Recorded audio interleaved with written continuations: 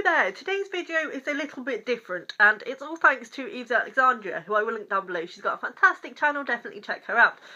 In my solutions video I said that I was going to be reading one YA book a month because I wanted to clear off the YA that I've had on my shelf for years now, that I bought when that was something that interested me and it no longer is, so I'm trying to clear off those shelves so I can put books on there that I'm excited about and also get rid of those books that are bogging me down because I feel guilty about not having read them.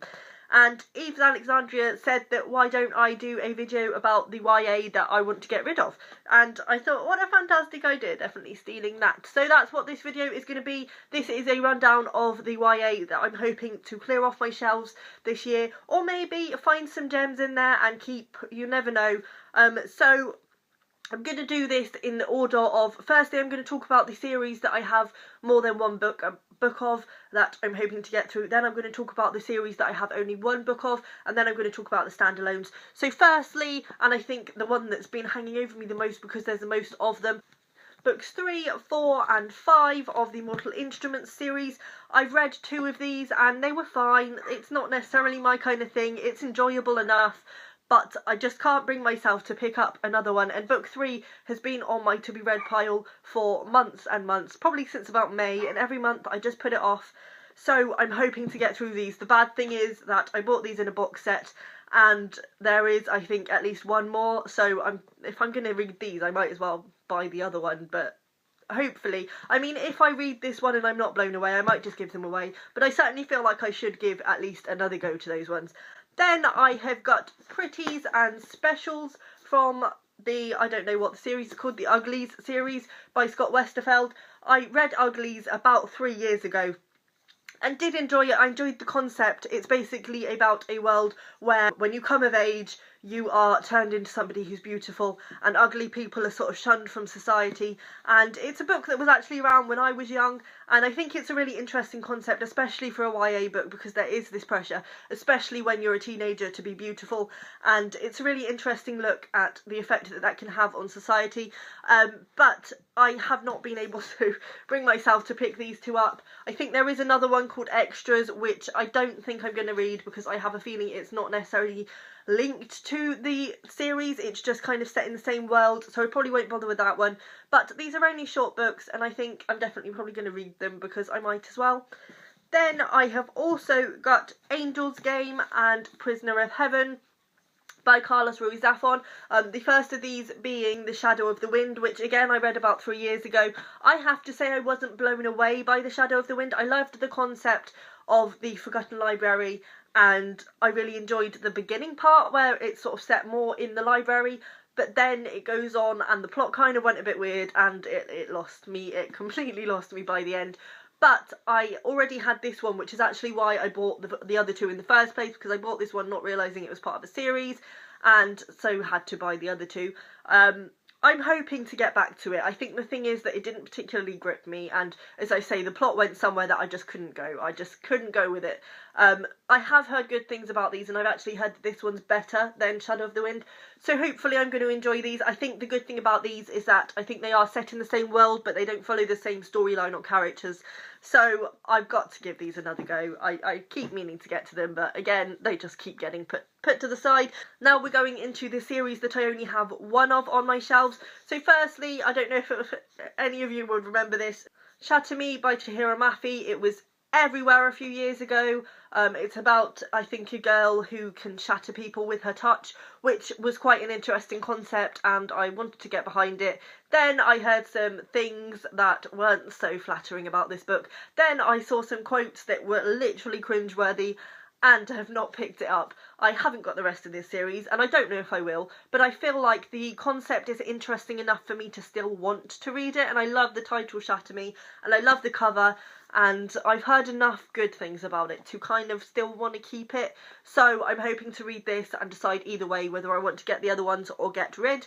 I also have Fractured by Terry Terry. This is the second in a series, Slated being the first one, and I literally read Slated about 5 years ago now, so a very long time ago, maybe 4 years, I might be exaggerating, but it was at least 4 years ago.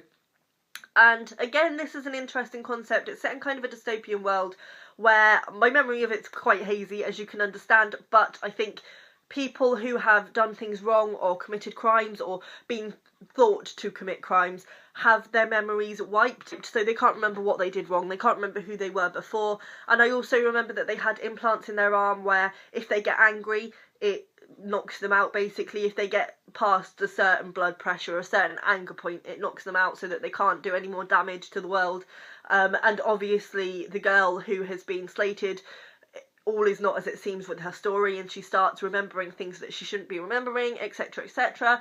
I bought this probably about 3 years ago, so not too long after I read Slated, and again it was the concept that kept me going, but I just again have not wanted to pick this up. It's quite thick, but it's YA and the pages are not filled with text really, so I have no excuse and I need to get round to it. I don't know if you'll remember this either, this was years ago on BookTube, The Unbecoming of Mara Dyer by Michelle Hodkins. I couldn't even tell you what this is about anymore, but I do remember that it interested me. I think again it's something to do with a woman who has no memory of what's happened and she's trying to unravel the situation. It could be interesting. Again, I really like the cover. It's also got a matte cover, which I always enjoy, and I can imagine keeping this one on my shelf for pure aesthetic purposes if I enjoy it, but if not, I will not be continuing with the series. Then I have two standalones which have been huge on BookTube at one time or other. I'll start with the one that I haven't heard anything about in about 2 years, and that's Winger by Andrew Smith. This was, again, everywhere when it came out. Everyone loved the cover, everyone was very excited about it. I have not heard anything bad about it.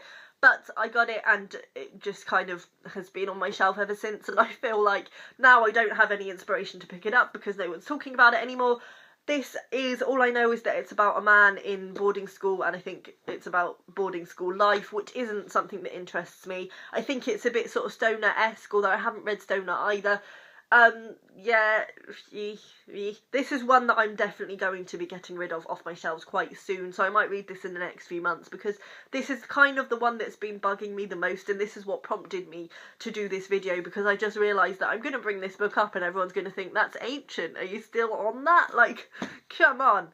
Then, you're not going to believe I haven't read this. We Were Liars by E. Lockhart. Everyone and their mothers has read this book. It was everywhere. It's one that still kind of pops up every now and again, so I don't feel too bad about it. Again, it's just not something that's appealed to me since I bought it. Like, I bought it because there was so much chatter about it and I wanted to be able to put in my own opinions, but YA, I just cannot bring myself to pick it up, and I think this is going to be another one that's a bit like John Green-esque writing, and I really don't like John Green writing. I just think there's going to be really cliched teenage quotes in there that I just have no time for in my life, but it's only short and I should read it. I don't know much about this other than the fact that it's about some teenagers who go on a summer vacation and something happens, I assume a murder or something like that. Nobody has mentioned it in their reviews because it's apparently quite crucial to the story that you don't know what's happened. But yeah, again, just I need to inspire myself. The thing is, it's annoying that I haven't read them because they're YA and they're really quick to read. I can probably get through most of these in about 2-3 days max, but it's just getting the inspiration to do it. So I will be reading one of these a month for the next however long it takes to get rid of them, and hopefully then I will have a nice lot of space on my shelves and I can have books on there that I really want to get to or have really enjoyed, and stop having these books that I'm just not feeling that I'm ever going to get round to unless I force myself into them. I'm not going to be too strict with myself on this. If I start reading them and don't enjoy them, I'm just going to give them up, but I feel like I should at least give them a try because I might be pleasantly surprised. There have been some YA books in the past that have surprised me, so you never know. What's interesting about looking at this pile is that you realise how quickly trends change, and especially when BookTube first started, people would get very excited about one book and it would be absolutely everywhere, and a few months later you don't hear anything else about it. So that's interesting, and I need to take note of that when people are hyping about books and I buy them all, because there's no need. And also I'm quite behind with my TBR like bookshelves. I would say it's going to shock you, but I've probably got about 200 unread books easily, if not more. Last time I counted it was 200, but that was before I had big bookshelves, so you don't even want to know how many unread books I have. So books that I buy, it takes me at least a year or so to get round to them, unless I'm really excited about them.